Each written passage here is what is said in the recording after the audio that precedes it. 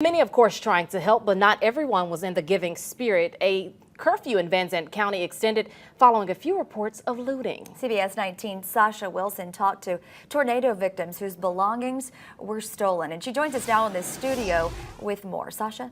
Well, hey there, Dana and Tashara.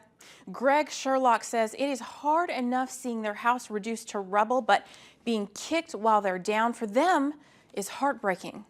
My grandfather was the one that lived here, and we lived in the house that was right over there. Greg Sherlock and his family have been overwhelmed by the support.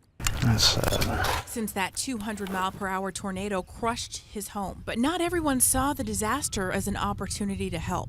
They came up posing as somebody who's going to help people rebuild, and they knew that volunteers were going out to the sites. They pulled up, they looked for people, looked for the homeowners, and they walked up, and then they had a grand scheme.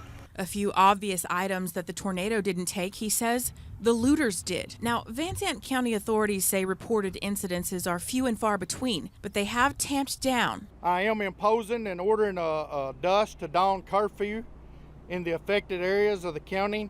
These looters have gotten so brazen. To weed out the looters, volunteers and victims are now required to wear these wristbands. A lot of us don't have storage, so we're having to keep some of our valuables out here. And, things like the tools, the lawnmowers, things like that. We really need somebody out here to watch it. So them extending that curfew has kind of been a blessing. Careful, there's glass. Meanwhile, Greg and his wife are still sifting through the wreckage. My mom sent this from Latvia for baby pictures. It breaks your heart all over again. Volunteers have paid for a hotel for them, and soon they'll move to a temporary mobile home. No one has yet been apprehended for theft, but Greg says they have filed a report. It's hard. We've got enough hurdles in front of us, that we're having to jump every second of every day. And that right there, when someone comes in and takes advantage of us and takes advantage of our property, it's like another mountain that we've got to climb.